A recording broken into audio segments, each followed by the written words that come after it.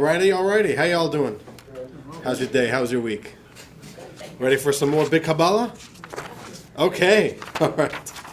Big topic. Lesson 5 of the world of Kabbalah. What can I tell you? Do you remember that at the first class I mentioned that I'm scared I'm not going to have much of an audience left once we get through this course a little bit? You remember that? I was scared the topic is going to be a little bit too overwhelming and it wouldn't hold on. So I want to thank you all for being here. That's wonderful. And we're still holding. The class is strong. The class is continuing. We want to continue. We want to dedicate today's class in loving memory of Herbert and Sylvia Serlin and Kenneth Andrew Lesser. This class is in their loving memory, and of course, to dedicate today's class to our brothers and sisters in the Holy Land. There should only be safety and security and deliverance and protection for all of our brothers and sisters in need, and whatever needs to happen should happen properly and seamlessly, with no pain, with no suffering, and may the Jewish people dwell securely in our homeland. So, Amen, Amen. And dear friends, today's class is titled The Great Concealment, lesson number 5. And just to give you the visual mapping of where we are over here, isn't this wonderful how much we've covered here in this class? We're really making our way through the map. We are at the top where it says, the Hebrew is Simsum Harishon, first concealment. So today we'll be learning about that. But before we jump into the idea from Kabbalah, I just want to give a little bit of an opening idea that I want you to keep in mind as we go through today's class. There's something that none of us could avoid in life, although we all wish to avoid it, and it's called adversity. We all face the difficulties and the challenges and the things that hold us back, specifically when we're trying to grow. And it could be in any area of life. Trying to grow personally, in business, in our relationships, in Judaism, in our connection with Yiddishkeit. And very often what's going to happen is, as we try growing, we only find these setbacks, these things holding us back. And it's a certain pattern through life. There's no gain if there's no pain. Pain has to be part of it. And too often, when we are going through that pain phase, we tend to get a little bit dejected, demoralized, maybe feeling incompetent, feeling inept, feeling that, this is not working out well, this is not working out the way I want it to work out, maybe it's just failing. And that's something we all face. Here's my question for you. I want each of you to think in your mind one sentence and one sentence only. If you had to speak to your child about this, your child's coming to you looking for support of facing this adversity, facing these challenges and setbacks, or a spouse or a friend, they're coming to you for support. What is the response to that? This is just for you. I just want you to identify in your mind what would be your one sentence response. What's the one idea that would be your way of helping them? And I just want you to keep that in mind as we start exploring today's topic. All right? You got something? All right. Let's keep that in mind. We're going to come back to this later. All right, dear friends, before we jump in, a few quick little announcements. All right, shall we do a few little announcements? Number 1, what do we got over here? All right, there you go. Made it in. Hello, Max. Just in time, don't worry. Okay. Number 1, this is class number 5, which means we only have one class left. And as we've spoken about earlier, we're going to be trying something a little bit different and interesting. That we are going to be moving the final class to Sunday. So in a few days, there's not a lot of time between this class and next class. In a few days on Sunday, we're going to be meeting right here again at the Jewish Federation. And this is going to be for both classes, for the Wednesday morning and Wednesday evening class. We're going to all join together on Sunday with a nice festive brunch to celebrate and conclude our course with a nice good ending. This is the schedule. It's a little bit different than it was in the original email I sent out. 10 o'clock. 10 o'clock. Join here. breakfast will be ready. We'll start sitting down, eating, mingling. 10:30 will be the class. So come, doors open 10 o'clock. You come earlier too, I think, as long as the security guard is here. All right? But 10 o'clock is the official start time. 10:30 to 12 is the class. And come on an empty stomach, unless you don't like bagels and cream cheese and lox and schmear and I don't know what else. But that's if that's not your thing, whatever. You know what I'm saying? We're not going to judge you. Don't worry. But that's gonna be this Sunday, and with that we conclude the course. And dear friends, I also want to share with you, our next course is going to be starting in January. January 31st is our winter course. The title is Advice for Life, the Lubavitcher Rebbe's guidance for living a meaningful life.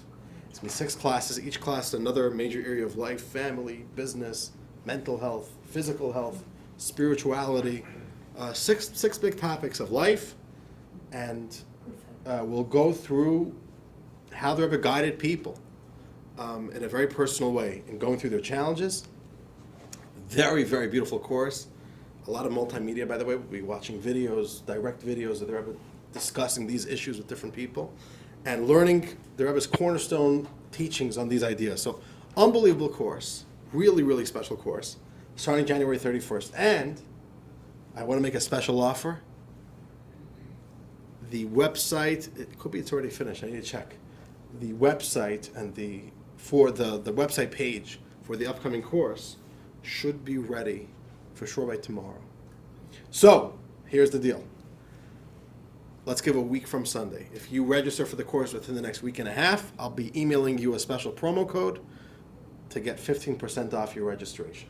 All right? So this is a little way to incentivize from one Torah study to right away jump on to the next one, another wonderful course. And as always, bring someone new, bring a friend, you get 50% off. Both get 50% off. We have that. That's an ongoing.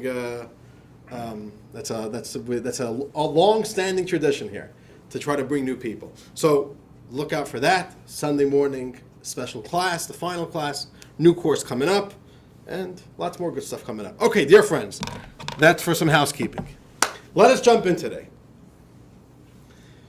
We are going to be learning today one of the deepest and really one of the most fascinating topics in Kabbalah, which is very, very esoteric. It's a massive topic. What we're going to be learning today is barely scratching the surface. It's a very complex topic. But it's also relevant, as we're going to see in a moment. There is a lot of relevance to this topic. So we'll see about that soon. Leah, are you trying to say something?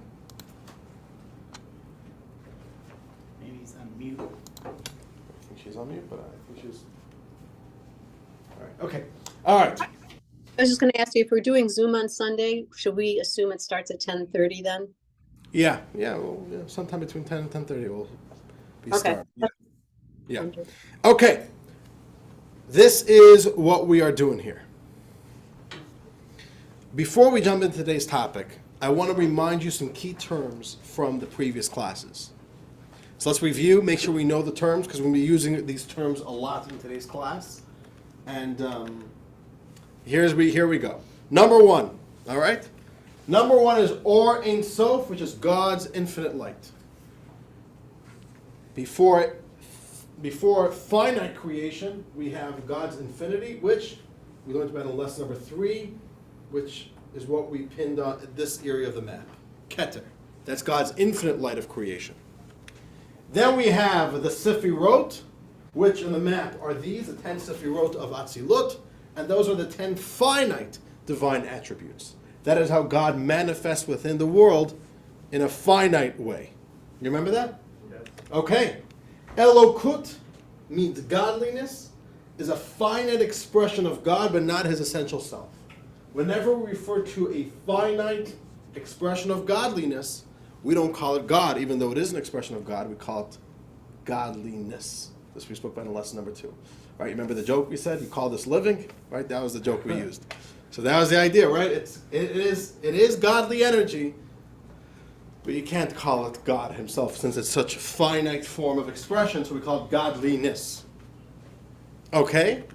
Then we have Biyah, which are the 3 lowest spiritual worlds of creation, Beria, Yitzira, and Asiya, which are down here on the map. The three lowest spheres of reality where there's a sense of independence, where there's a sense of stuff that exists with a sense of independence from God. That is the lowest worlds of Biyah. And finally, and this is the key idea, in the worlds of Biyah, there's something called Yeshut, a sense of existence with self-awareness and independence, a sense of being a thing. So the mere sense that you exist, meaning that not to say that God doesn't exist, but God exists and then I exist, right? Like what is it? Like Dr. Seuss says, right? There's thing number one and thing number two, right? So I'm a thing and God's a thing, no problem, but I'm a thing. That sense of you being a thing, a separate entity from God, that is a phenomenon that happens in the world of Biyah, in the worlds of Biyah, Bria, Yitzira, and Asiya, the lowest worlds, where there's a sense of Yeshut, of independent existence. All right, how was that? Confused you already a little bit? Okay, no, we're doing good. Okay, very good. I want to ask a little question before we jump into to introduce today's topic. If you are writing a history book, or if you're teaching history, what makes an event, a phenomena, a moment of history important, and what would make it not important? You actually see this. I love history, so I can't say I read a lot of Jewish history books, but you do see that some Jewish history books they're just not, it's not good. They're not capturing. For some reason you feel that's just they don't have a handle on history. Some history books are really good. So, what makes a moment of history critical and important? What would you say, Max? I see you got something. The consequences, but it's sort of unusual because it's viewed backwards. The consequences as we see them from today. The event had major impact. Was it consequential? Maybe it didn't. Was it consequential, you say? That's right. The thing. If you could look back and say this was a turning point moment, that becomes an important moment of history. Mm-hmm. Right? Do we all agree on that? What do you say? Yes. Yeah. Or I would call it a disruption. A moment of history that becomes an important moment is a moment of disruption. You even see that. Like some presidents barely remembered. Why? Because they're smooth presidencies, which is really how presidencies should be, no? But okay, some presidents, they did something that disrupted the status quo. Something changed. And because what they did, it's not just the president, it's anything. Because of this moment, you cannot understand the storyline of history without having this moment. So for example, if I'm going to be telling you the history of aviation, and I just start telling you how, and then, sometime early 2000s, all of a sudden, security, we have to start coming to the airport a lot earlier because there's a lot more security. But if I explain to you that there was an event called 9/11, you're not going to understand the narrative. How did this happen? How is the storyline changing? How is the shift happening? So bad history misses out key moments. And key moments is what makes the history. The moments that disrupt. Another example is, if I'm giving you history of life in the North American continent. All right, 1700s, under British monarchy, and all of a sudden, late 1700s, George Washington becomes president in the newly formed United States of America. You got to explain to me how that happened. And what would be the answer? The American Revolution. Oh, that's a very important moment, right? The shot that was heard around the world, right? Is that how the saying goes? The shot that was heard around the world. Oh, there was a revolution here, 1775. That's a critical, that explains the narrative. And that explains how we get from point A to point B. That's a tension that drives the story happen. So, dear friends, with that, I want to point out to you that there are two major shifts that happen in the world of Kabbalah that we need to ask this question. How did this happen? And really, it's inexplicable how these things could happen. And I want to share that with you. Number one, we've explained in previous classes that we go from infinite divine energy to finite creation, to finite reality, finite divine creation, which really happens at this junction between Keter, which is God's infinite light, and the 10 Sefirot. How does that happen? I want to put that up here on the board.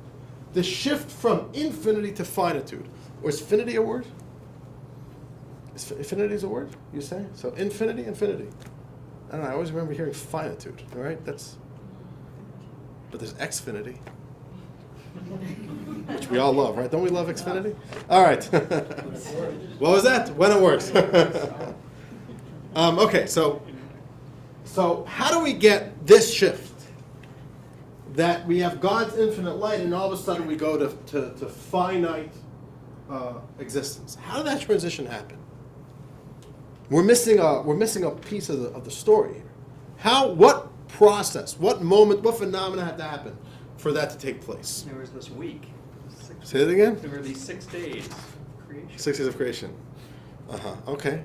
But that doesn't explain to you what happened. The real truth is 6 days of creation is already finite creation. It's existence. Creation itself is finite. How are we getting from infinite? And to get from infinity to finity, it's just, when something's infinite, when something is finite, you make it even more finite. Dilute it a little bit, chip away at it. That I understand. How do you get from infinity to finitude? That's going to be question number 1. There's also another shift over here. Take a look over here. In the world of Atzilut, this is divine reality, only God. And all of a sudden comes these 3 lower worlds, Beria, Yitzir, and Asiya, and all of a sudden there's creations with a sense of existence. And as you see here on the edge of the map, this is called finite, divine, finite reality. And over here we go to blue, all of a sudden it's independence. Independent reality. We have the world of things, the world of creations, the world of existence. How do you get from a purely divine reality into divine reality, all of a sudden creating other stuff? Things that have a self-perception of yeshut was the word we use, right? Of existence, of separation, of being, of consciousness, other than God. Now, this is maybe not the type of questions that will keep you up at night, but for a real Kabbalist, these are big questions, right? How does this happen? How do you explain this phenomenon, right? For example, no matter how smart somebody is, no matter how good of a speaker somebody is, you cannot speak an idea to the point that it will turn into something I could put on this table. Right? There's just, no matter what you do to that idea, you can't convert an idea into a thing that we can now touch and feel. Right? So we all understand there's certain things that the way things work, a gradual processes don't work to totally change something radically out of the way they are into something brand new. So these 2 shifts, infinity to finitude, and I want to put the other one up on the screen over here as well, lower down on the map. How do we get from divinity to independence? How do these 2 shifts happen? How do these transitions take place? And this is an important question for Kabbalah, because we have to understand the system. We don't have to understand the system, but God happened to reveal to us in the Torah what the system is. And since it's in the Torah, we need to learn it, right? So this is the answer. Dear friends, buckle up. This is the shot that was heard around the world. This is one of the key, I'll call it the mechanisms within the system of creation. One of the most important mechanisms is what I'm going to share with you right now. To understand how reality works is all about understanding this mechanism. It's present all throughout the system of creation. And even though it's a quite lofty and esoteric idea, I'll show you soon just how relevant it is. So this is actually a very critical idea. Okay. This idea we're right now going to read the way it was taught by one of the greatest Kabbalists who ever lived about 500 years ago in the holy city of Tzfat, of Safed, Israel. His name was Rabbi Isaac Luria, Rabbi Yitzchak Luria, the great holy Arizal. By the way, there's very few people that in Jewish tradition we give them the accolade holy. Very few people. There are lots of holy Jews, but very few people that the way Jews refer to them is always with adding the word Hakadosh. The Arizal is one of those few people. Arizal Hakadosh, the holy Arizal. So the Arizal was a very holy saint, teacher of Kabbalah, and he was the one who really developed this idea that we are going to read right now. Okay, let's start with text 1. It is a cryptic text. We're going to have to unpack it. So it's a very heavy text. We're going to have to work through it. But let's at least begin. All right. What page are we on? Oh, page 143. Text 1, page 143. Would you like to read? You don't have to forget my glasses. No so problem. I can't see. Okay, no worries. At least this week we have a little bit more Yes. variety, more people to work with here. Okay. All right, Marshall, take it away. Text 1. Text 1. Before Atzilut was emanated, and before the creations were created, a simple divine light filled all of reality. It had no aspect of beginning or end. It is called Ein Sof, Or Ein Sof. or Ein Sof, the infinite light. When it arose in his will to create the worlds to emanate Atzilut, he contracted his infinite light, and an empty space emerged. He then projected downward in a single straight line from his circular light, devolving into this empty space. Within this empty space, he emanated, created, fashioned, and made all things. All right, let's let this settle in over here, right? This is quite a heavy text over here and very cryptic. We have to really unpack it. So let's start at least going through the ideas one at a time. In the beginning, before all of creation, the text tells us there was only a simple divine light filling all of reality, with no beginning or end. This is the very genesis of creation, or it's pre-creation. All throughout reality, physical reality, spiritual reality, all that there is God's infinite, raw light. That's all that's there. Everything on this map doesn't exist yet. There's no stuff yet. No worlds, no forces, no energies, nothing finite, no structure, just raw, infinite, godly, divine light. Okay. Now, the text tells us, the text uses a certain imagery to describe this light.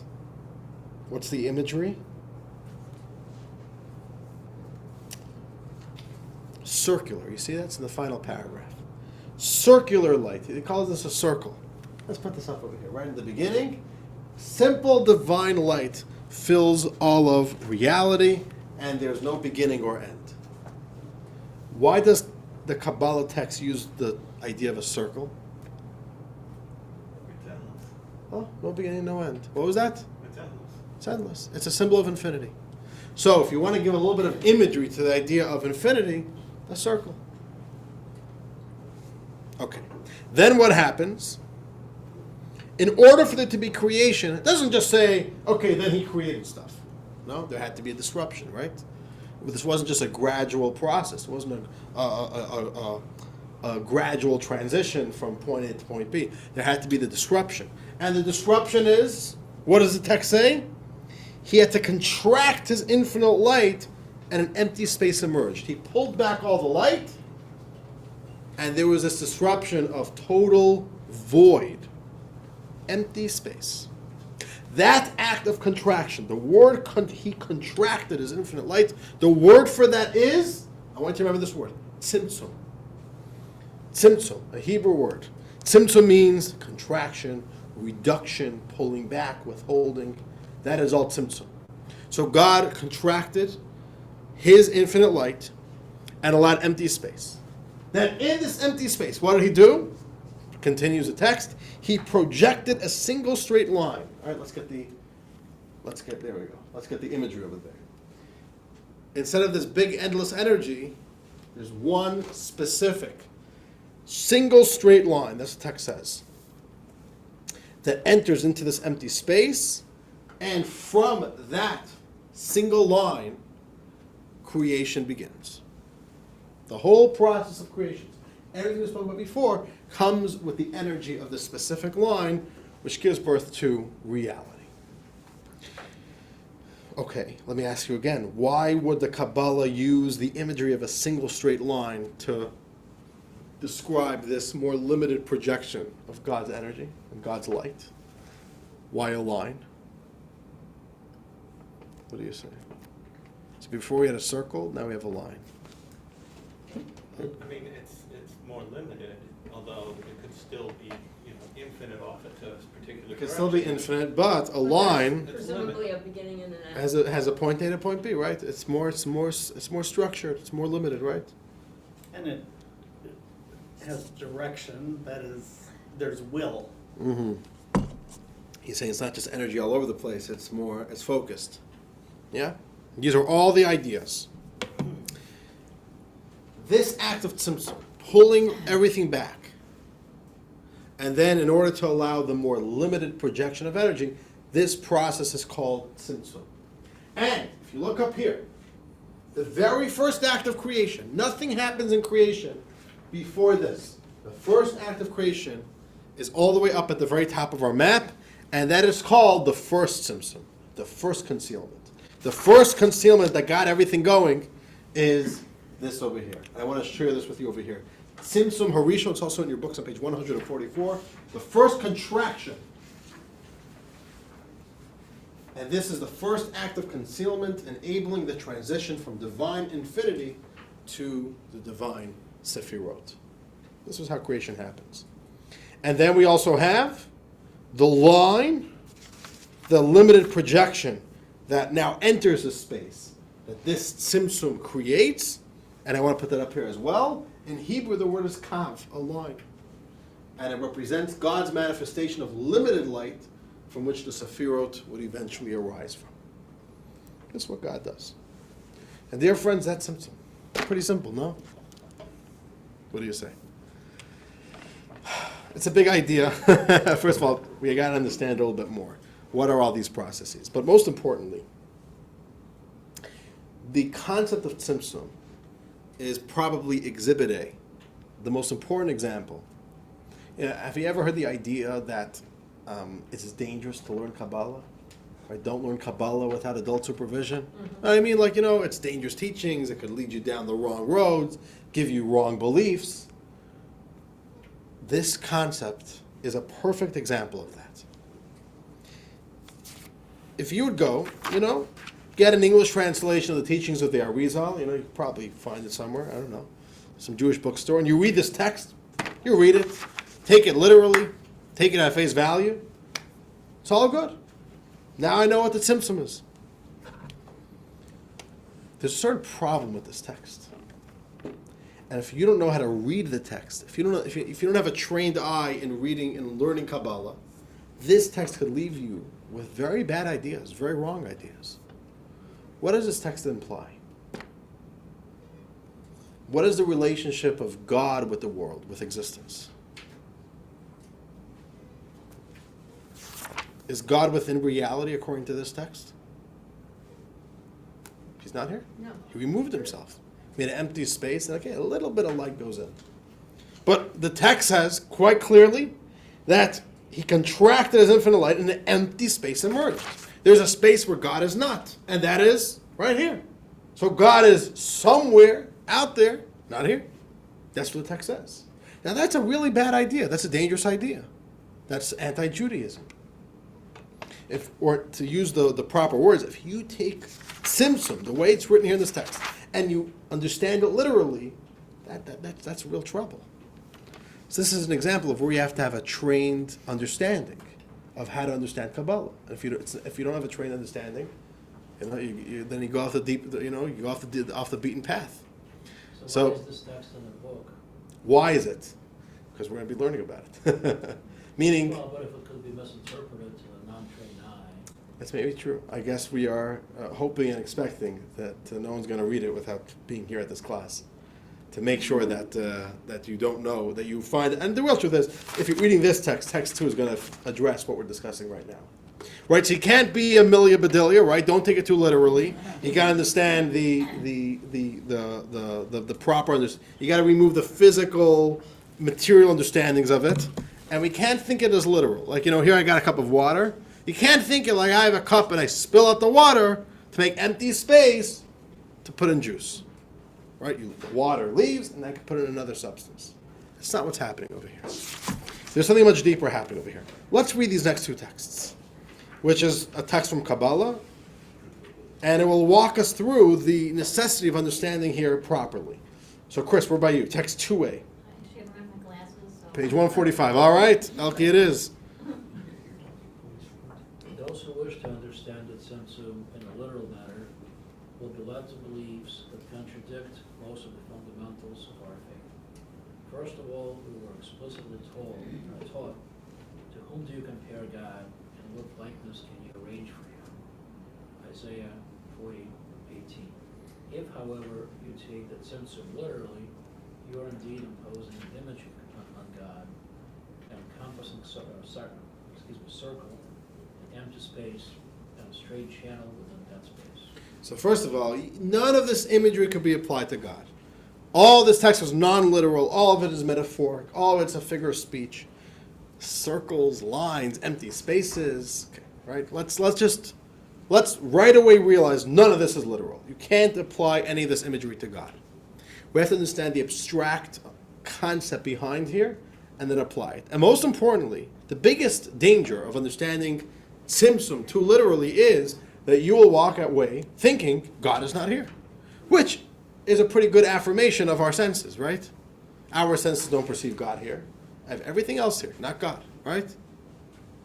That's our perception of the world. So you read this text, oh, that makes a lot of sense. I don't sense God because God is not here. God is somewhere else. That's wonderful. Okay. That's dangerous. So you could continue reading, Alex. Text 2b, which is direct continuation from the previous text. Additionally, the Zohar states numerous times, e.g. Zohar Hadesh 55c, that there is no place where he is not, from the highest of levels to the lowest of levels, and in every direction. If you suggest that Tzimtzum is literal, you're insinuating that there is a place devoid of him, for in this empty space, or a narrow channel in the sun. You can't take this text literal. If you say that it's literal, then God is not here. And it's actually part of our daily prayers. One of the big themes of daily prayers is we speak about God's immanence, how God is here. Say, Melo kol haaretz kivodo. God's glory fills all this space. God is here. So everything we just read can't be understood literally. God really doesn't go anywhere. Empty space doesn't really mean empty space. The contraction is not literal. It's something else. They say a joke. It's actually a very deep joke.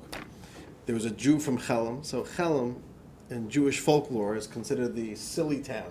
Jews in Chelm were all comically stupid. And that's the tradition. Even though a lot of, in fact, it's a town in Poland. Chelm is a town in Poland. And actually some great Torah scholars came out of town of Poland. For some reason, I have no clue why. The silly men of Chelm. So the story goes like this. There was a man of Chelm, and he always wanted to find a riddle that would stump all of his fellow townspeople. So he came up with a riddle. This is his riddle. He says, what is purple, has two eyes, and hangs on the wall? I was trying to think. Purple, two eyes, hangs on the wall. He stumps everybody in the town. Oh, he says, I finally stumped you. Should I tell you the answer to the riddle? They say, yeah, tell us the answer. Let me close this over here. She says, the answer is a piece of herring. A piece of herring? But herring doesn't have eyes, she says. Well, this piece of herring had eyes. He said, but herring is not purple. He says, this piece of herring was purple. But if a herring doesn't hang on a wall, well, this piece of herring was hanging on the wall. All right, what's the point of the story? All right, there's a deeper point, which is not for now. But we got to do this a little bit with this text. Everything you read, don't take it too literal. There has to be a more sophisticated, non-literal understanding of this text. And this is where we got to go become a little bit pro-Kabbalists to understand code words and come with the right nuance to a text of Kabbalah, right? Don't show up to an open heart surgery with a plastic fork and knife. You know what I'm saying? Like, you got to come with the right tools of understanding when you want to understand the deep idea in Kabbalah. So this is the text which will explain to us the proper understanding of the Kabbalistic text. Text 3, Debbie, page. Yeah. Yeah, but Elkie didn't want to read, right? Okay. Yes, Elkie.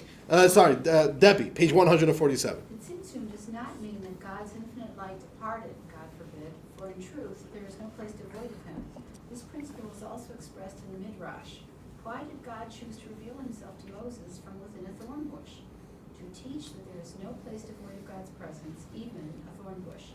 Instead, in this context, the meaning of Tzimtzum is that Or and Sof went from a state of revelation to one of concealment without actually departing at all. Okay. Nothing is literal here. It doesn't mean God's like departed. Instead, let's use the words revelation and concealment. Nothing ever actually left, but revelation and concealment. We got to explain this over here. Sum this up over here. Let's change the wording of the whole text. The first part of the Tzimtzum is that the divine light filled all of reality. So let's not use the word filled. Let's use the word was revealed. At the beginning, divine light is revealed all over. The next step, it says God contracted that light. Let's just use the word God concealed that light. And then, let's have God projected a single straight line. Let's instead use the word God projected a minor revelation. Full revelation, concealment, limited revelation. But nothing is actually changing. Nothing actually leaves. God never leaves. God is still very much present. But there's a difference in how much revelation, especially to others. Let's explain this a little bit. Is this essentially the same as in one of the early lessons you showed a white sheet of paper and then over it a black sheet with a word cut out, right? Yes and no, but over here we're saying that there's a total removal of the white sheet and then a reintroduction. Why is that necessary? So I'll give you, Chassidus gives a metaphor to explain this phenomenon, because what does that mean? Revelation, and then there needs to be this total concealment in order for there to be the limited revelation, the line, which enables all of creation. So Chassidus gives an analogy, which actually I really relate to, because it's an analogy of a teacher teaching a deep idea. Like, we gave in lesson 2 the analogy, and it's one of the key analogies of Chassidus. A teacher who wants to teach a very complex subject to a student who isn't ready to hear the full depth and breadth and profundity of the idea. So what does the teacher have to do? Make it understandable. How do you make it understandable? You limit what you're teaching. You got to limit it. Oh, there's something very, very interesting. So it's not enough to just limit it. The only way a teacher could properly limit it is by first having a concealment of the idea. It's very interesting, which means you can't prepare the topic and then go straight into presentation mode. How am I going to present it? Chassidus says why, and it's amazing because I fully relate to this. Chassidus says when you are fresh and when the full revelation of the deep idea is fresh in your consciousness, it floods your consciousness. It floods you. It overwhelms you. And you're not in a position to find that limited presentation that you need to share. Only this, not that. Only this in this way. You can't do that right away straight from the full revelation. You can't go from full revelation to limited revelation. And I'll tell you this something very interesting. One of the things I learned in giving classes, especially when it's a very deep topic and a complex topic, I can never go straight from preparing to teaching the class. No matter how well I prepare, if I don't step away from the idea, it doesn't work. I'm going to fumble. It just doesn't work. It's not because I didn't prepare enough. I could be very well prepared. If you didn't give yourself downtime, if you didn't give yourself time to step away from the topic, it doesn't work. So, for example, I know, I have met, there's many, so the morning class was 11 o'clock. Okay, I can wake up 4 a.m. I have many, many hours to prepare for the class before the class. More than enough hours. I can't do that. Ideally, I have to have a full night of sleep between my final prep and when I give the class. Full downtime. And a minimum a little bit. And actually, I do that. I prepare always Tuesday, so that by Wednesday I'm fully done. I get a full night of sleep where my consciousness is not focused on the full idea. But then sometimes, all right, I'll share with you a little bit about my personal schedule. So on Wednesdays is the one day of the week. Of course, besides Shabbos, I don't shower on Shabbos. Wednesday, I don't shower early in the morning. I shower right before I head out for the class. To do the exact same thing. Take your mind off the topic.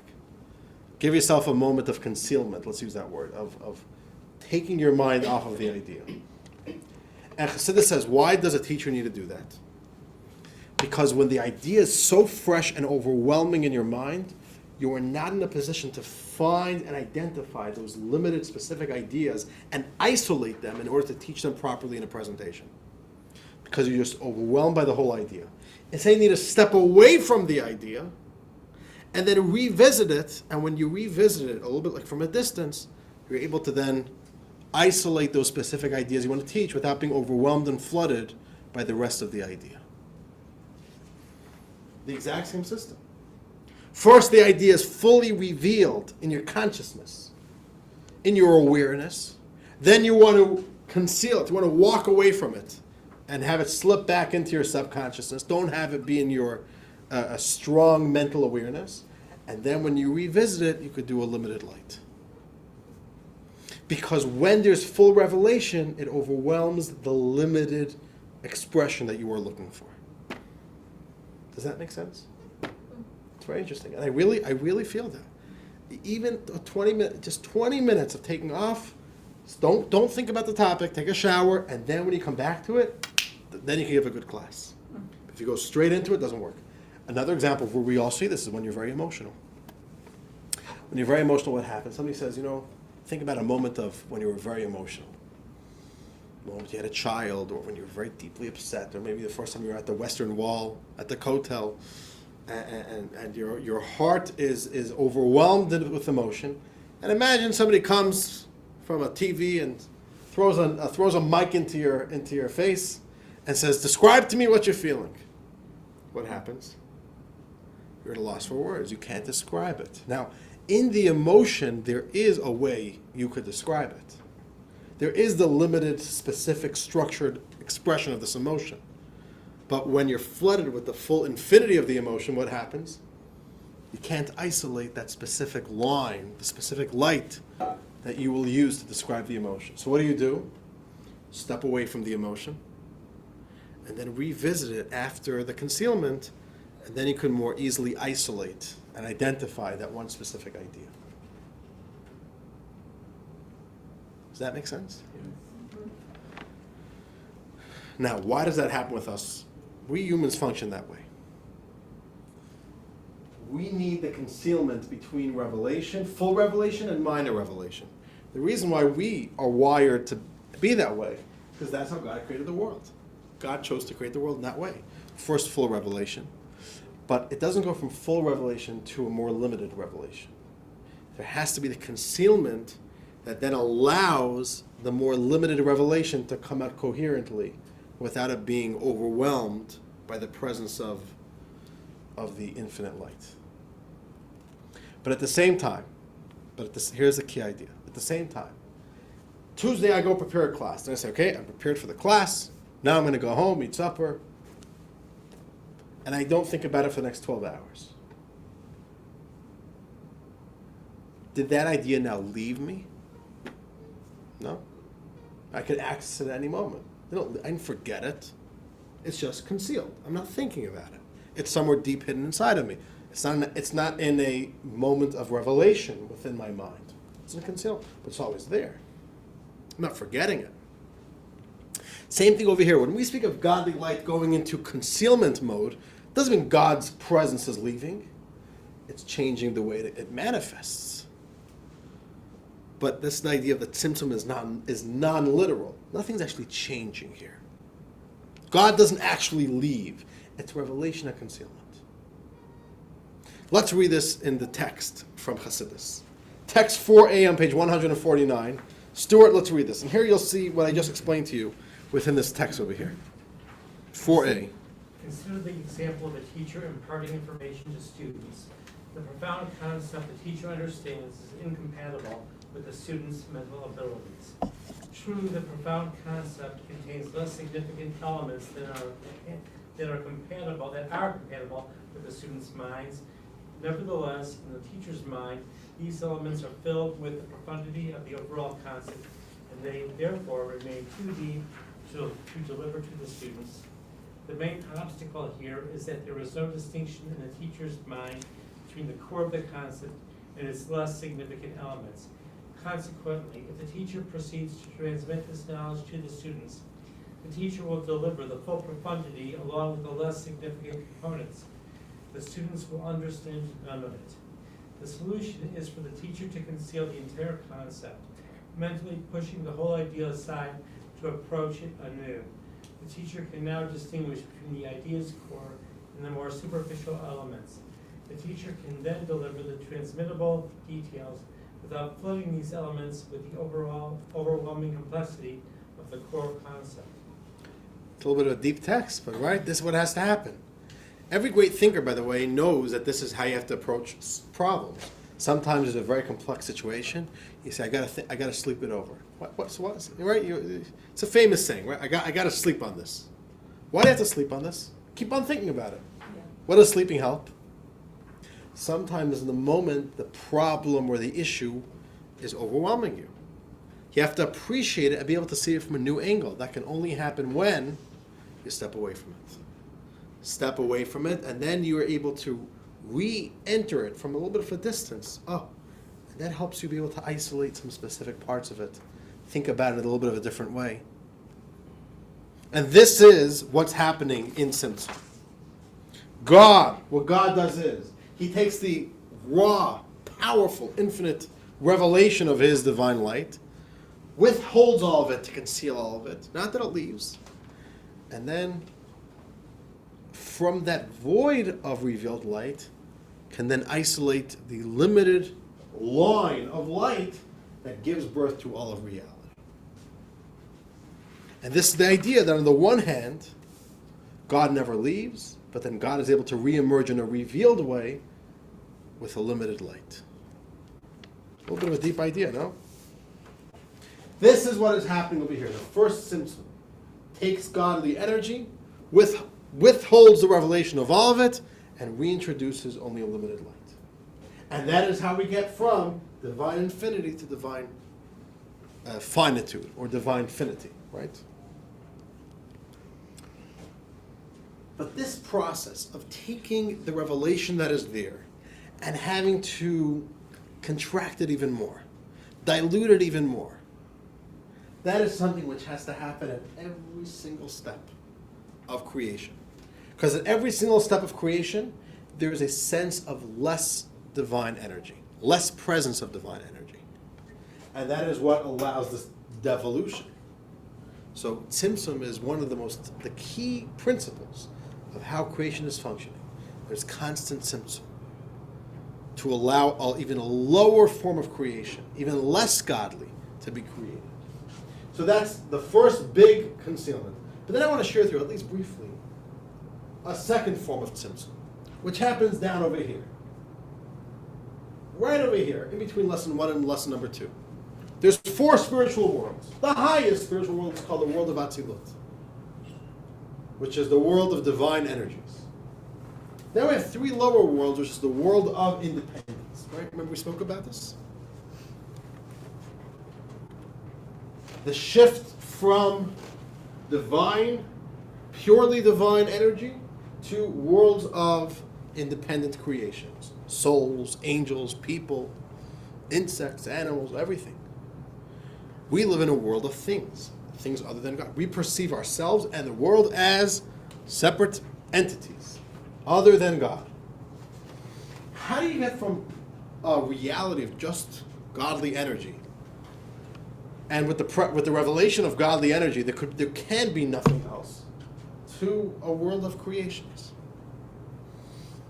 So we have a second form of Tzimtzum, which is called, if you look here on the map, it's called Parsa.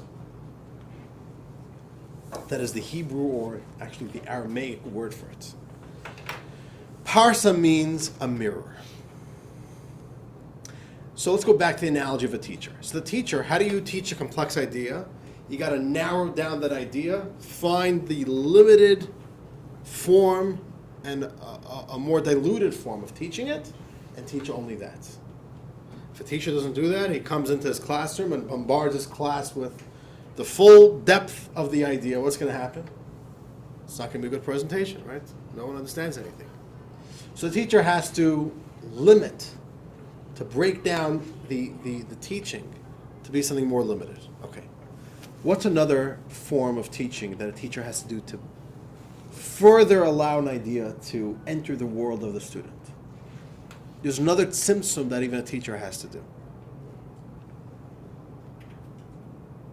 So number one, like you said, you got to limit the idea, cut it down, dilute it, contract it. There's also a second teaching tool, and we use it with young kids, even young kids. Huh? Repetition? That's not a tzimtzum. A form of I know, that's why I'm like wondering what you. one of the most important teaching skills. Analogy. Don't teach the idea. Oh, who just said that? David? Teach it with an analogy, a metaphor. When do we use that with kids? What's the first time a kid, we don't teach the idea, we teach the analogy.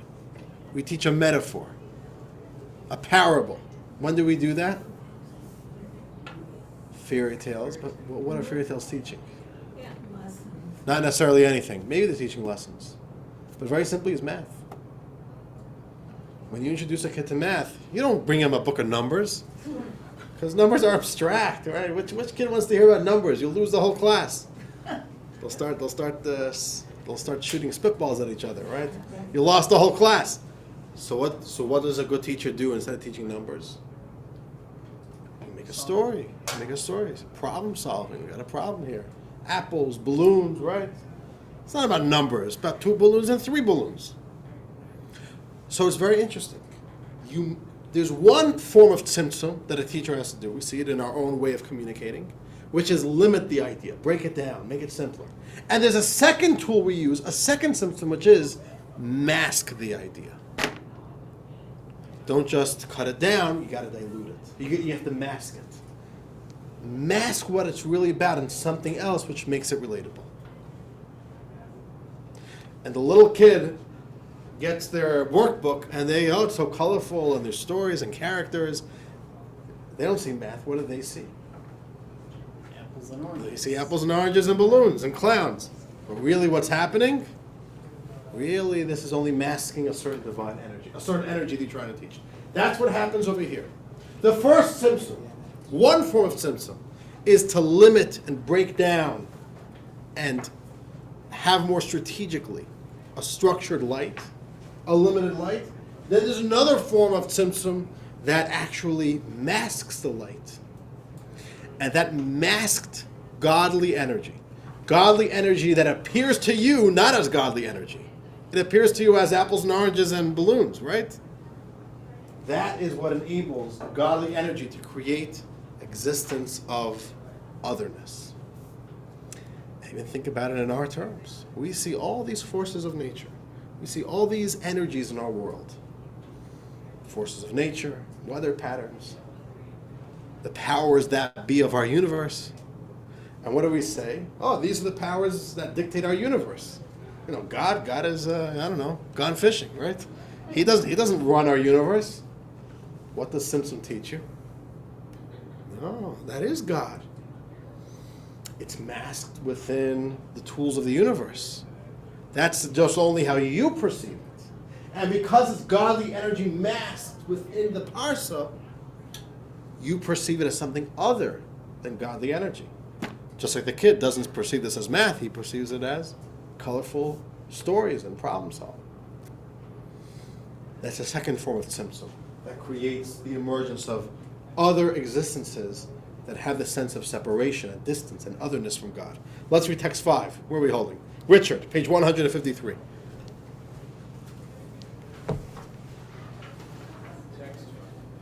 Text 5. In his Etzchaim, Rabbi Chaim Vital discusses a dividing curtain between Atzilot and Beriah.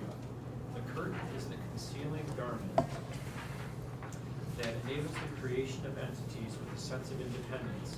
It is comparable to a physical screen that conceals light.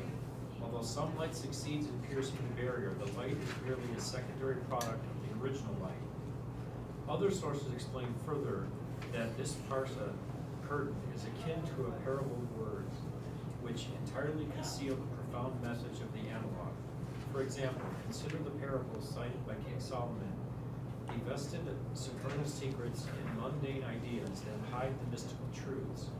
One who reads these parables gains a mere glimmer that is incomparable to the core supernal secrets. Oh.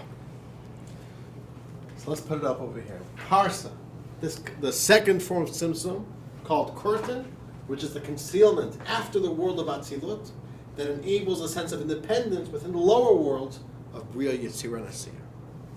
And that is exactly why we are living off of the very energy, the very existence of our universe is divine energy. Why don't we get to see it? Well, we're living on the other side of the Parsa. It goes through a metaphor. It's masked within something that seems ungodly, which is everything else. And here we see where the idea of Tzimtzum is very powerful. It teaches us about the reality of our world. And here's the exact same idea. If I'm teaching a class and I'm teaching math through a parable, the kids don't see math, the kids see the parable. But the teacher sees the true light. The teacher sees what's really happening. The teacher sees the full complexity of it, the full depth of what he's teaching. Same thing, even the way divine energy enters our world masked, it doesn't change it from God's perspective. It's God's divine light's fully here. Only from our perspective, on the receiver's end, it seems less. It's the art of the parable. By the way, I'll give you, it gives here the example of King Solomon. King Solomon was a very wise man, and he wrote in parables. He was the real master of Jewish parables. So all the books that he wrote in the Torah, in the Tanakh.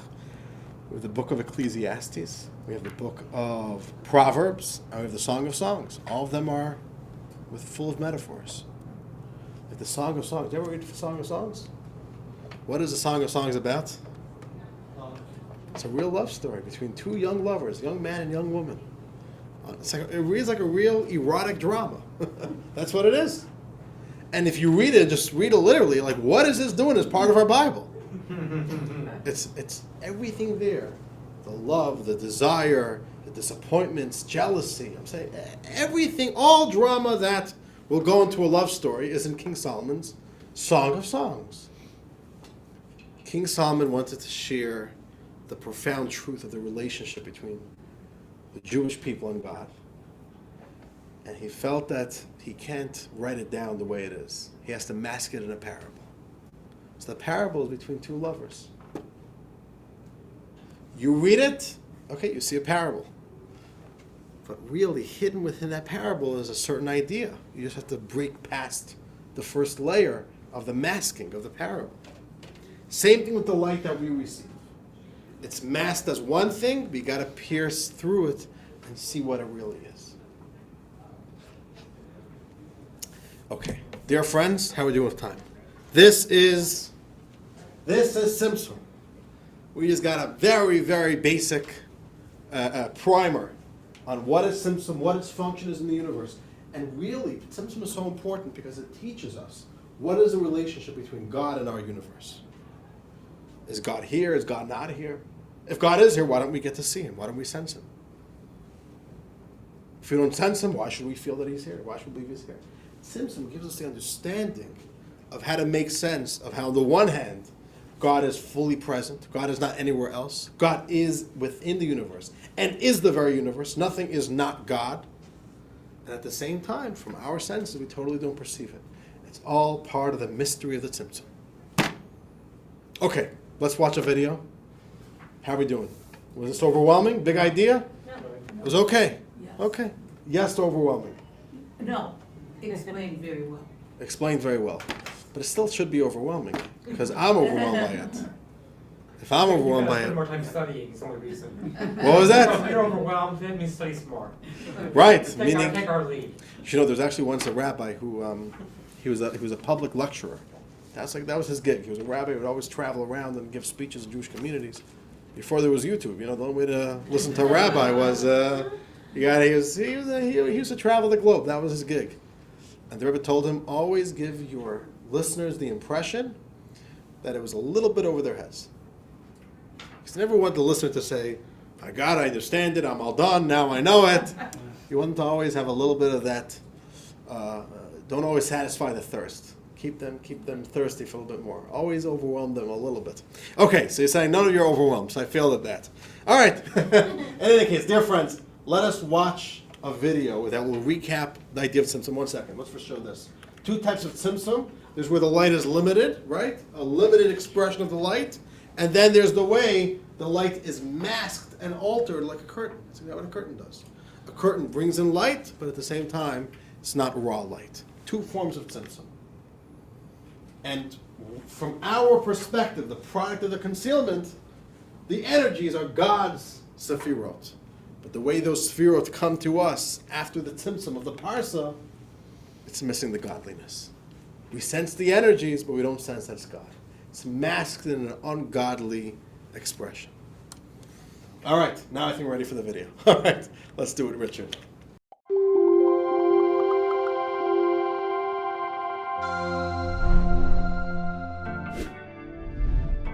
Welcome to our 5th video on the world of Kabbalah, a journey through the mystical layers of the Kabbalistic system.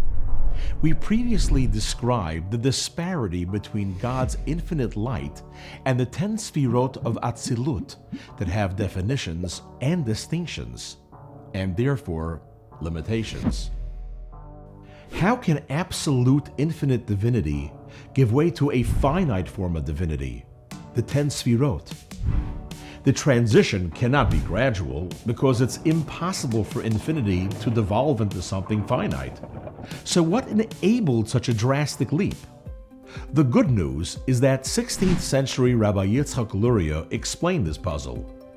The bad news is that it's a complex topic, so we'll just give a sample here.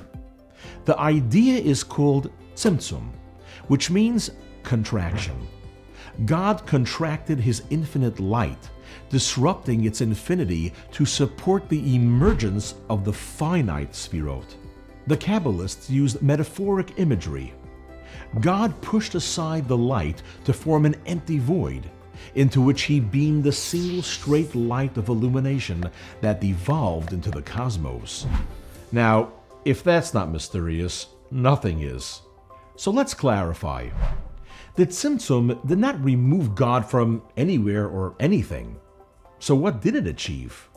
Well, if you recall, in an earlier video, we described a scientist struggling to share an abstract, complex theory with teenage minds.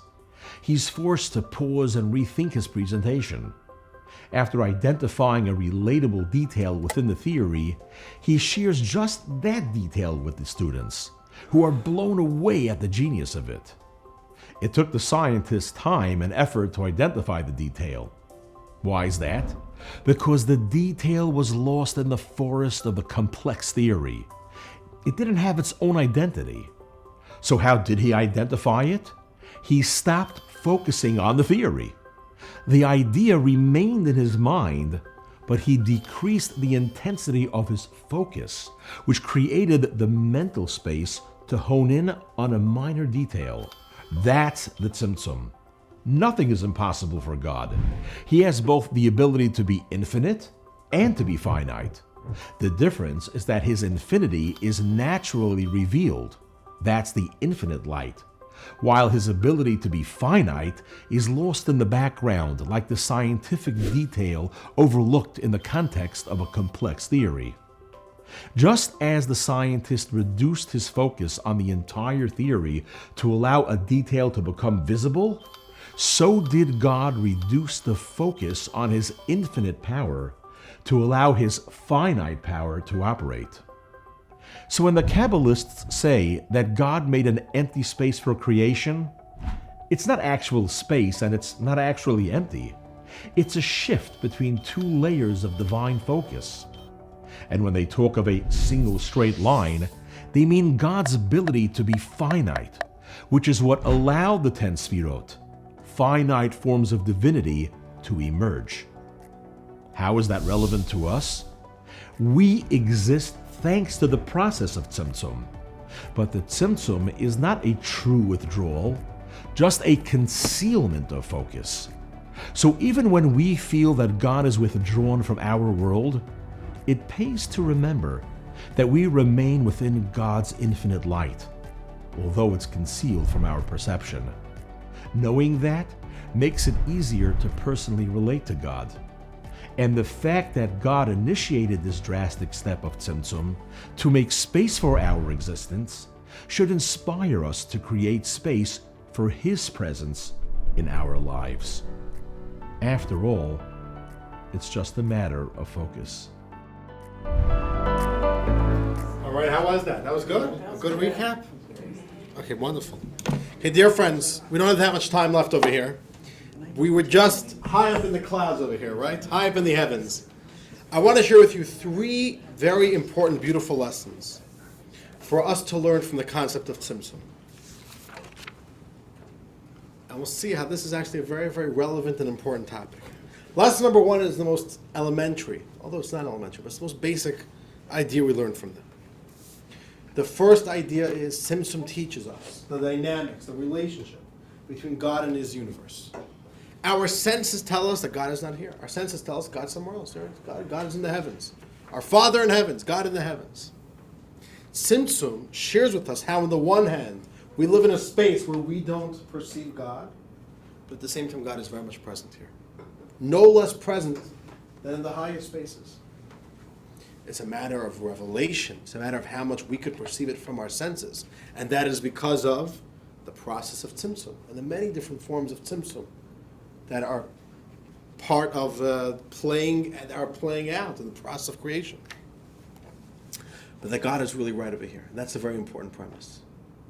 The idea that God is not distant, the closeness of God. That is a very key idea, that a Jew has to know that God is right near you.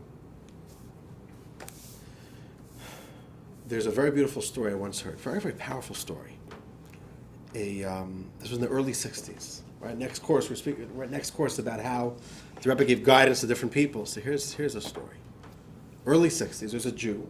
He was a traditional Jew.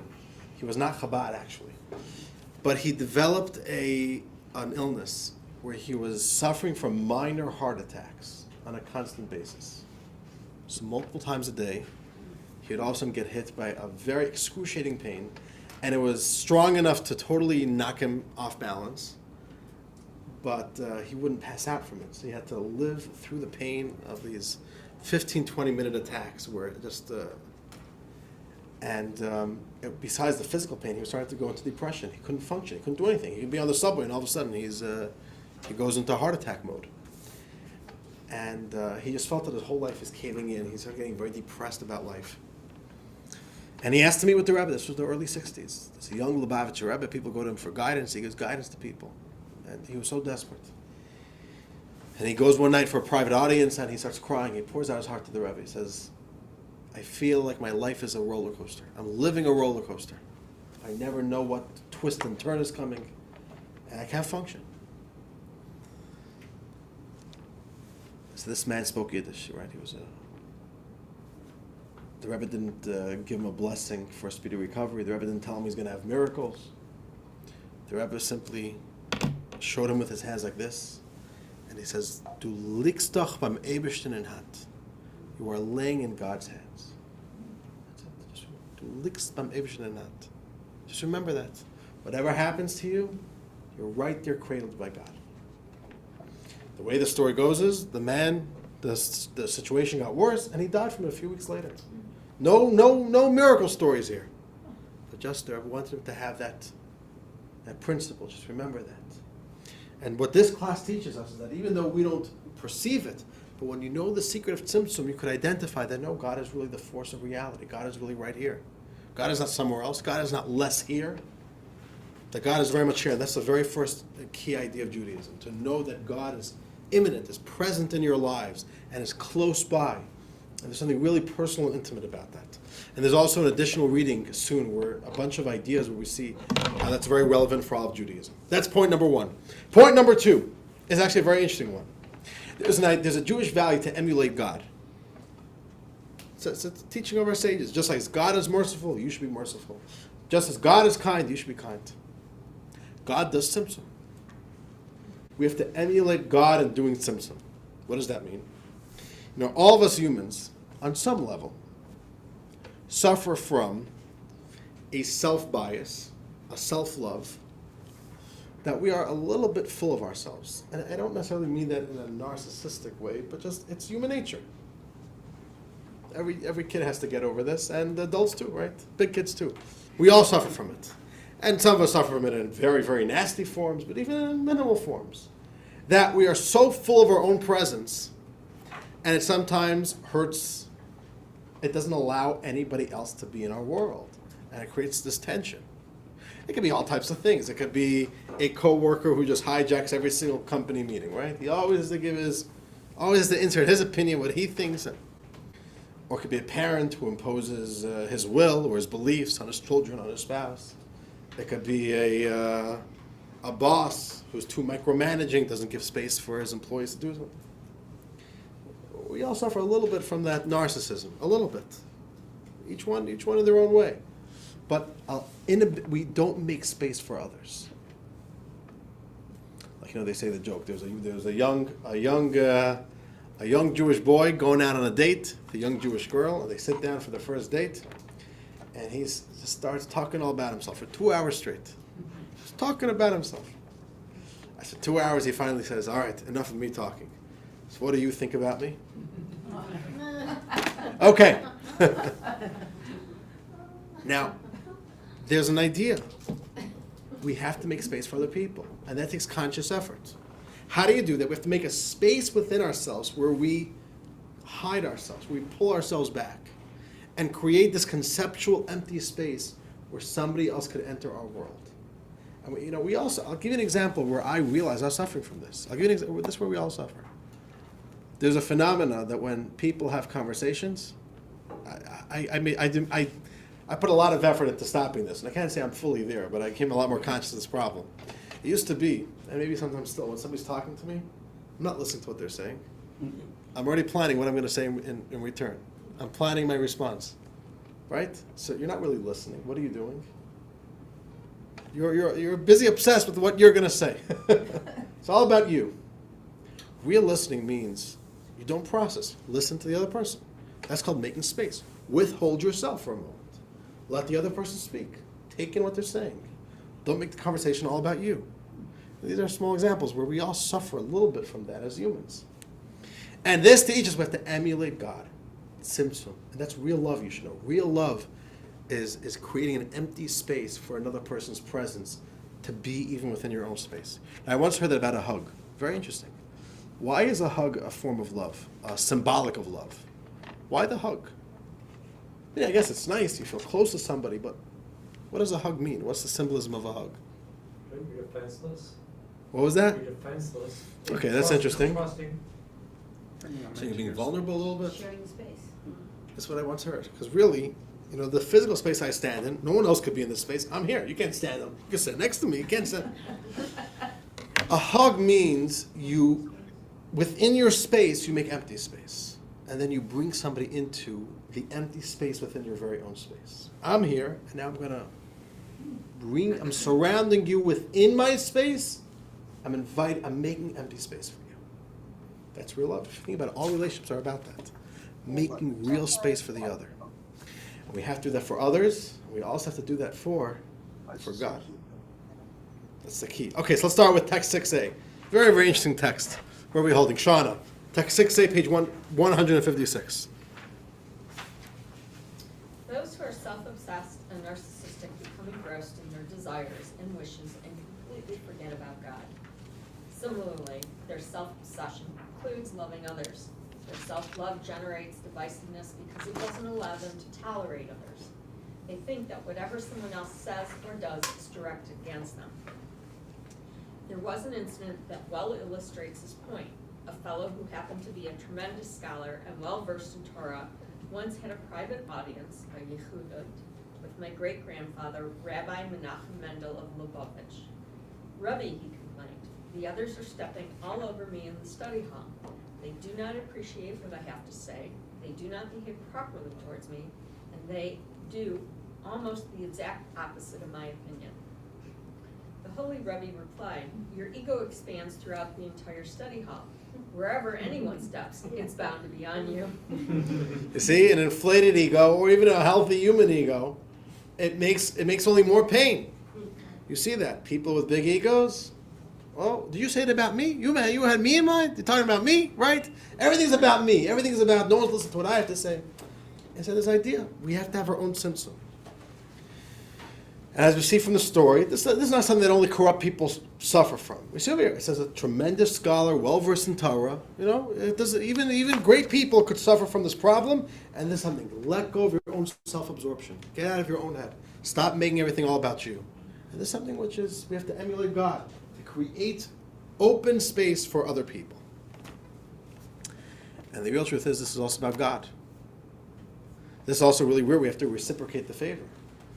In order to create us, God created a tzimtzum. God created a space where He removed His overwhelming presence in order to allow us to be here. And sometimes we suffer from the exact same problem back to God. We tell God, you know what, I've just got nothing personal. I love you, God. I've just got such a busy life, such a busy schedule. I've got no time for you. I'm just sorry. You know, maybe one day I'll have time. Not now, right? I've got priorities, I've got hobbies, I've got stuff, packed schedule. I can't. I'd love to go to shul more and do another mitzvah and study Torah more. I just can't. It just doesn't work. What are we suffering from? We're suffering from a lack of tzimtzum. We have to return the favor to God. God created us by doing tzimtzum for Himself to allow us to be here. We have to carve out an empty space where we let God into our lives. Text 7. Let's read text 7. Max. Text 7, page 159. Reciprocation is a natural response. God set aside, figuratively speaking, His great infinite light and concealed it. He did this due to His love for us, to raise us up to Him, for love induces one to restrict oneself for another. When we reflect on this deeply, our souls will spontaneously be united to reciprocate. We will feel motivated to forsake everything in order to cleave to Him. Right, we have to realize and reciprocate it. Right? If you have a good friend who all of a sudden drops everything to be there with you, to support you, and you really see they're really devoting of their own time and energy and resources to be there for you, that's very touching when you realize that, you know, if this friend will call you up in 2 months from now and need your help, you'll be so eager to help him. Like, wow, you're a real friend. You proved to me how much. We have to have that same attitude with God. God creates tzimtzum for Himself in order to enable our presence. We have to do the exact same thing back for God. And that's lesson number 2, to tame the ego by doing a personal tzimtzum within our own lives. If we find ourselves taking up all available space, what do we got to do? A self-imposed tzimtzum is warranted. It will provide space for others to thrive around us and within our lives and allow God into our lives. Tzimtzum is the key to simply having that. Okay. Final idea. The third lesson from tzimtzum, and perhaps this is the most important, the most profound. If you look at this map, if you look at what we studied today, if I would ask you, what is the very first act of creation? The very first thing God did to create a world, what would that be? What was the first act, right? What was that shot that was heard around the world? The moment that started off creation? Thought about it. Well, tzimtzum. The first concrete act of tzimtzum. In other words, the first act of creation was actually not creation, it was concealment. The lack of anything. So first you have that concealment, but it wasn't concealment for the sake of concealment. It wasn't darkness for darkness. It was concealment in order that there should be a revelation following that. A revelation that could result in something proper happening. Kabbalah says, you know, that pattern is present throughout all of creation.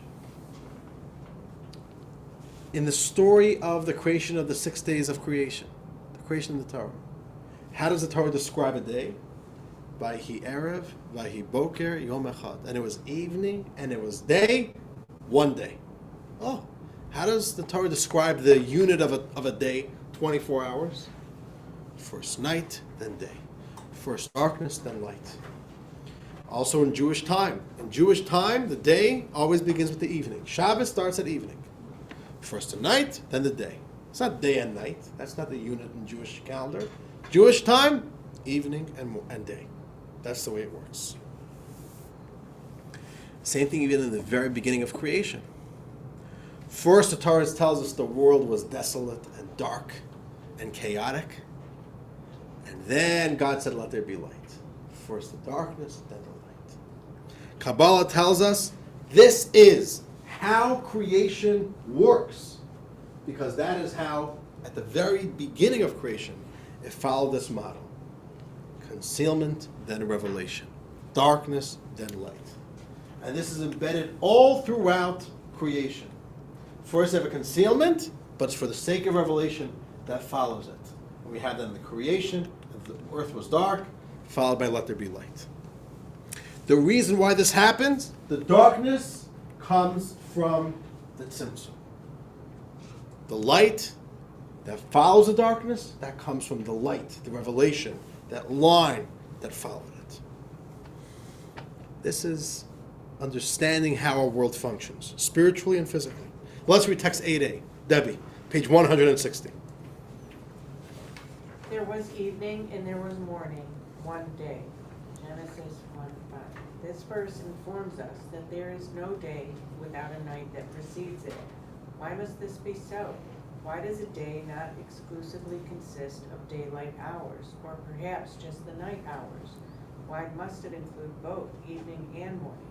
And why must night precede the day? The root of the matter is that the source of creation, there was evening before morning, that is, darkness preceded light, for the tzimtzum preceded the sharing of God's kindness. This darkness-light combination extends to all the worlds, including our world, where night precedes day. Okay, this is a model that is present all throughout creation. Because it was first tzimtzum, concealment, and revelation, this is how reality works. Oh. Let's go back to the very beginning of our class. Dark times in our lives. We're trying to make progress, and we face moments of darkness, moments of concealments, moments of setback. This gives us a look, an understanding of how life works and why we face obstacles and how to properly see them in proper context. This text is unbelievable. Text 8b. Let's read Lewis, page 162. This text is power. Here we go.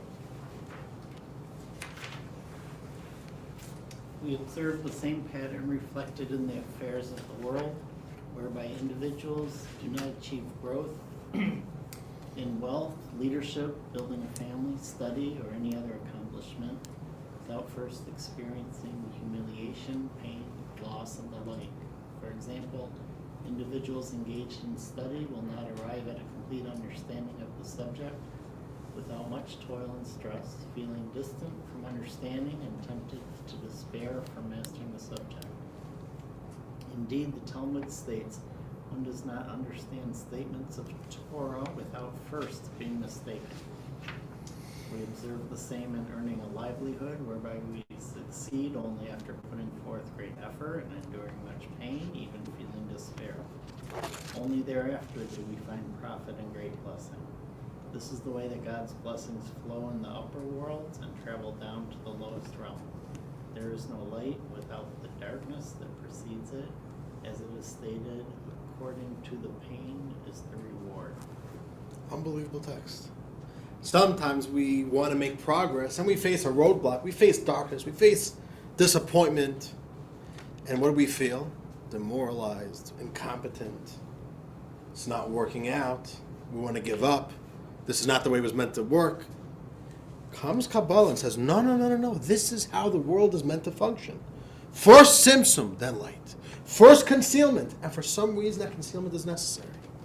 Kabbalah says if you look in Jewish history, it's not our job to explain why God gives us moments of suffering. If you look all throughout Jewish history, the darkest times for the Jewish people was followed immediately by great events, by great light. We don't understand exactly why that needs to be that way, but that's how God made the world. First comes concealment, but that concealment itself is telling you a great light is coming soon. So hold on tight, don't despair, don't give up, don't retreat. When you're facing adversity, know there's something great around the corner. The presence of difficulty and struggle heralds the ray of light that is about to come. There's no suffering for in vain. Every darkness is part of a unit of light. Every day, a 24-hour unit, darkness and light. You see darkness, know that light is coming. That's how it also works in our days, in our cycles of our lives. We're trying to grow. That's how God made the world. We're gonna feel those moments of contraction, of difficulty, before something great happens. And simply knowing that itself could give us resilience. And it's a pretty new phenomenon. I think it's only about 15, 20 years old. In the world of psychology, modern psychology, there's something called post-traumatic growth. That after a moment of trauma, a very difficult time, people become so much better. And people say, wow, my whole life changed for the better because of this. Not post-traumatic survival, post-traumatic growth. The darkness itself gives birth to light. Simpson teaches us this is the secret of the mechanism of how life works. When you're going through that difficulty, something amazing is happening. So dear friends, we got a few minutes left over here. We have to wrap up over here. This is Simpson. Let's put this up over here. Actually, I'll share this with you, all right? This is the previous Lubavitcher Rebbe. This is already when he came to America. The previous Lubavitcher Rebbe, he became a leader in 1920. He decided he's going to war with the communist regime of the former Soviet Union, fighting to keep Judaism alive.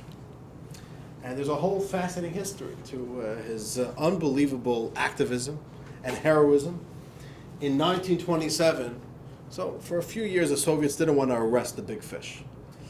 They knew that it would make a lot of a whole uproar and also a lot of diplomatic headaches for them.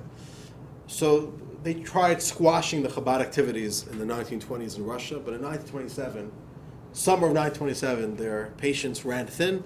They arrested the Rebbe. The plan was to shoot him with one bullet to the head, and that's it. Miraculously, other countries found out that the Rebbe was arrested, including America. The State Department put tremendous pressure on the former Soviet Union that you could not harm this rabbi. He's too important. And he was in jail for 10 days until they eventually let him free. They just expelled him and his family from the country. But he suffered tremendously. He left a diary. They physically beat him and tortured him like only the way the old communists knew how to do. He said like this: if someone would offer to sell me a single moment of additional suffering for $1 billion, I would not buy it. So you imagine? Suffer for one moment, I'll give you $1 billion. No. But he said, if someone would offer to purchase a single moment of my past suffering for $1 billion, I would not sell. Very, very deep. If somebody could take away some of that pain that I had to go through, no, I'm holding on to that. We have to value the darkness in our light, and it's part of a process. The darkness in our life is part of the process of light. Dear friends, that's Simpson. 3 lessons from Simpson. Let us do our meditation nigun as usual. And in your minds, just simply process what we've learned today. Think about it. Try to think about it in your own words. Apply it to your life, and let us do now the lesson meditation nigun. We're going to conclude with this. You ready? All right, here we go.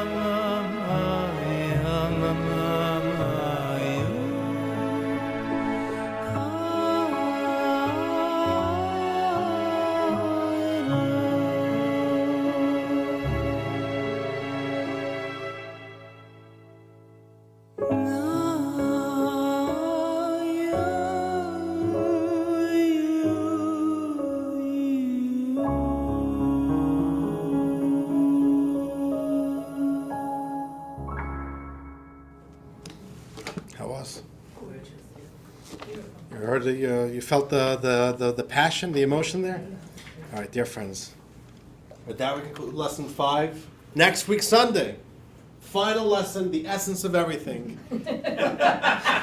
Bagels and lox, essence of. That's the essence. Let's just cut straight to the chase. 10 o'clock right here. Dear friends, this was wonderful. Thank you all for joining. Have a wonderful evening. Thank you. And we will see you all next time.